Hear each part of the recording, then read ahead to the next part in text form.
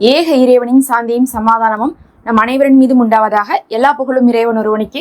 இன்னைக்கு ரொம்ப முக்கியமான 2 செய்திகளை கொண்டு வந்திருக்கோம். கேட்டாவே ஆச்சரியப்படுவீங்க. அதுல ஒண்ணு சந்தோஷமான செய்தி, ஒண்ணு நம்மளை பயமுறுத்தக்கூடிய ஒரு செய்தின்னு சொல்லலாம். முதல்ல அந்த பயமுறுத்தக்கூடிய செய்தி என்னன்னு பார்த்தலாம். ஏற்கனவே இந்த ரஃபாவுடைய வாயிலை திறக்காம வச்சிருந்தாங்க ரொம்ப நாளா, நமக்கு தெரியும். ஏன்னா அது வழியா தான் பாத்தீங்கன்னா ட்ரக்குகள் வரணும், ஆனா திறக்காம இருந்தாங்க. அதுக்கப்புறம் நடுவில் என்ன பண்ணாங்கன்னா, இந்த இஸ்ரேலு அங்க இருக்கக்கூடிய எகிப்திட்ட பேசி யாருக்கும் தெரியாம ரகசியமாக ரஃபாவுடைய வாயிலை திறந்து பாலஸ்தீன மக்களை நாடு கடத்துறதுக்காக ட்ரை பண்ணி 150 பேர்த்த ஆப்பிரிக்காவுக்கு கடத்திருந்தாங்க. அதாவது ஒரு சில நாடுகள் என்ன பண்றாங்கன்னா, நாங்க காசா மக்களை ஏத்துக்கிறோம், எங்க மேல இருக்கிற கடன்களை ரத்து பண்ணி கொடுங்க, எங்களுக்கு நிதி உதவி கொடுங்கன்னு சொல்லிட்டு அமெரிக்காட்டையும் இஸ்ரேல்ட்டையும் பேசியிருக்காங்க. ஆனா அந்த நாடுகள் எதுன்னு சொல்லிட்டு பகிரங்கமா சொல்ல மாட்டாங்க. ஏன்னா எல்லாமே உலக நாடுகளே பாலஸ்தீன மக்களுக்கு சப்போர்ட்டா இருக்கனால அவங்க சொல்றது இல்ல. அதனால என்ன பண்ணிட்டு இருக்காங்கன்னா, இஸ்ரேலு அமெரிக்காவுடைய உதவியோட ரொம்ப ரகசியமா எகிப்திட்ட பேசி அந்த வழியா திறந்து காசால இருந்து எகிப்து வழியா கொண்டு போய் எகிப்துல இருந்து அவங்க நாடு கடத்திட்டு இருக்காங்க.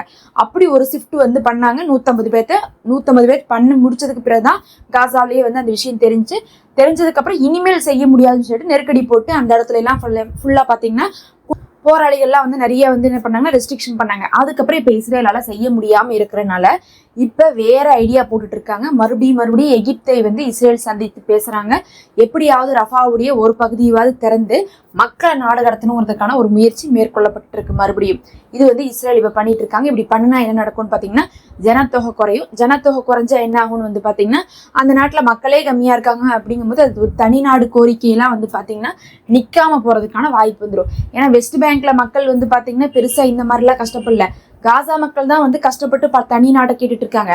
அதனால காசா மக்களை எல்லாத்தையும் நாடு கடத்தி கொஞ்சம் கொஞ்சமா குறைச்சு விட்டுட்டு மிச்சம் இருக்கவங்களை என்ன பண்ணலாம், அழிச்சு விட்டுலாம். நிறைய பேரை இந்த போர்ல பாத்தீங்கன்னா 1 லட்சம் பேருக்கு மேல இறந்துட்டாங்க. அது போக பலரும் கை கால்லாம் இழந்து ஊனமாயிட்டாங்க. அடுத்த தலைமுறையே உங்களுக்கு இருக்க போறது இல்ல அப்படின்னு சொல்லிட்டு பண்ணி விட்டாங்க. அது போக பாத்தீங்கன்னா படிப்பு இல்லாம மக்களை என்ன பண்றாங்க, வேலை இல்லாம அடிமைத்தனப்படுத்துறாங்க. அது இல்லாம ஹாஸ்பிட்டல் உதவி பொருட்கள் கொடுக்காம என்ன பண்றாங்க, இறக்க வைக்கிறாங்க. இதெல்லாம் இல்லாம நாடும் நடத்தினா இன்னும் ஒரு 5 வருஷத்துல எல்லாம் பார்த்தா அங்க ஆளே இருக்க மாட்டாங்க.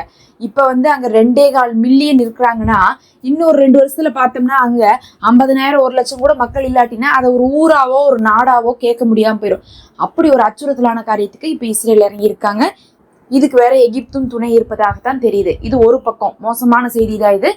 இது ஒன்றும் நல்லது கிடையாது காசாவுக்கு. 2வது செய்தி என்னன்னா, அபுசபாவை பத்தி உங்களுக்கு தெரியும். அவன் இஸ்ரேலுக்கு சப்போர்ட் பண்ணிட்டு காசாக்குள்ளேயே இருக்கக்கூடிய ஒரு துரோகி. எதிரியை கூட மன்னிச்சிடலாம், துரோகியை மன்னிக்க முடியாது. அந்த மாதிரி துரோகியா பாலஸ்தீன நாட்டை சேர்ந்தவன் பாலஸ்தீனத்துக்குள்ளேயே இருந்துட்டு காசாக்குள்ளேயே இருந்துட்டு காசாவை ஆட்சி செய்யணும், ஹமாஸை ஒழிச்சிட்டு நாம ஆட்சி செய்யலாம்னு சொல்லிட்டு இவன் என்ன பண்ணிட்டு இருக்கான்னா, இஸ்ரேலுக்கு சப்போர்ட்டா இந்த 2 வருஷமா போர்ல எல்லா உதவியும் பண்றதுனால அவனுக்குன்னு நல்ல வீடு, அவனுக்குன்னு சாப்பாடு, தண்ணி, கரண்ட் எல்லாமே இஸ்ரேல் கொடுத்து சௌரியமா தான் வச்சுட்டு இருக்காங்க. இந்த போர் நிறுத்தம் வந்த போது கூட பாத்தீங்கன்னா இஸ்ரேல் இருக்கக்கூடிய இந்த எல்லோ பார்டருக்குள்ளதான் அந்த அபுசபாவை வச்சிருக்காங்க. இதுக்கு நடுவில் காசாவுடைய போராளிகள் அவனை நீ பண்ணக்கூடிய காரியத்துக்கு உனக்கு நாங்கள் மரண தண்டனை விதிக்கிறோம், இந்த குறிப்பிட்ட தேதிக்குள்ள சரணடைஞ்சா அவனை மன்னிச்சிருவோம் அப்படின்லாம் சொன்னாங்க. பொது மன்னிப்பு கொடுக்குறேன்னு சொல்லி அவன் வரல. அவனை சேர்ந்தவங்களெல்லாம் சுட்டு போட்டாங்க. அதுக்கப்புறம் பாத்தீங்கன்னா தூக்கில போட்டாங்க. இதெல்லாம் செஞ்சாலும் கூட அபுசபாப் கிடைக்காம இருந்தா இப்ப பார்த்தா அவன் இஸ்ரேல் அறிவிக்கிறாங்க. இஸ்ரேலுடைய மருத்துவமனையில இப்ப அட்மிட் செய்யப்பட்டு அதுக்கப்புறம் அது பயனளிக்காம இறந்திருக்கான். என்னடான்னு ஆச்சுன்னு பார்க்கும்போது முதல்ல என்ன சொன்னாங்க, காசாவுடைய போராளிகள் சுட்டுட்டாங்கன்னு சொன்னாங்க. அதுக்கப்புறம் இவங்களுக்கே அது ஒரு கௌரவ குறைச்சல் ஆயிடுச்சு. ஏன்னா அவன் தான் அங்கிருந்து ஒரே துரோகி, அவன் தான் ஹெட்டா இருந்தான். அவனுக்கு கீழே தான் நூற்றுக்கணக்கானவங்க கெட்டது செஞ்சுட்டு இருந்தாங்க. அவனவே சுட்டுட்டாங்கன்னு சொல்றது இந்த போர் நிறுத்தத்துல கூட. அப்படிங்கும்போது இஸ்ரேல் என்னத்தை பண்ணிட்டு இருக்காங்க அப்படிங்கக்கூடிய கேள்வி வருங்கிறனால இப்ப என்ன சொல்றாங்கன்னா, இல்ல அவங்க டீம் மெம்பர்ஸ்குள்ள சண்டை வந்துச்சு, அதுல மாத்தி அடிச்சுக்கிட்டாங்க, ரொம்ப உடம்பு சரியாம இருந்தனால நாங்க ஆஸ்பத்திரிக்கு கொண்டு வந்து ஆனா இறந்துட்டாரு அப்படிங்கிறாங்க. ஆக்சுவலா டீம் மெம்பர்ஸ்குள்ள ஒரு ஹெட்டவே போட்டுலாம் அடிக்க மாட்டாங்க. அவன் தான் அதுல தலைமை பதவியில இருந்தான். அப்படிங்கறதுனால இது பாத்தீங்கன்னா போராளிகள் அவனை குறி வச்சு தாக்கியிருக்காங்க. அவன் எல்லோ பார்டருக்குள்ள இருந்திருக்கான். அப்ப இஸ்ரேலுடைய பாதுகாப்புல இருந்த காசாவுடைய துரோகியை அவங்க சுட்டிருக்காங்க. காசாவுடைய போராளிகள். இந்த போர் நிறுத்தம் அப்படிங்கிறது பாத்தீங்கன்னா இஸ்ரேலுக்கும் காசாவுக்கும் தான், இந்த துரோகிக்கெல்லாம் சம்பந்தம் இல்லை. அதனால அவனெல்லாம் என்ன வேணா செய்யலாம். இப்ப பார்க்கும்போது அவன் இறந்துருக்கான். அப்ப தலைவரே இறந்துட்டான்னா அதோட முடிஞ்சு போச்சு. அந்த இயக்கமே இல்லாம தான் போகுது.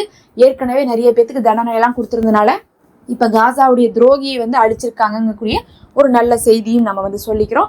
இவனை வந்து எத்தனையோ தடவை வார்னிங் கொடுத்தாங்க, பொருளெல்லாம் திருடி மக்களுக்கு கொடுக்காம, உணவுப் பொருட்கள், அதுக்கப்புறம் மருத்துவ பொருட்கள், அந்த ட்ரக்கை திருடுறது, இஸ்ரேல் உள்ள அனுப்புற மாதிரி 10 லாரி அனுப்புறது, இவன் அந்த 10 லாரியை கடத்திட்டு போறது, இந்த மாதிரிலாம் பண்ணிட்டு இருந்தான். பத்தாவதுக்கு வந்து பார்த்தீங்கன்னா உள்ள இருந்தே ஆட்களை செட் பண்ணி இவங்களே மாற்றி மாற்றி என்ன பண்ணிக்கிறது, காசா இருக்கக்கூடிய போராளிகள் மேலே வந்து மக்கள் அதிருப்தியாக இருக்காங்க பொய்யான செய்தி கொடுக்குறது.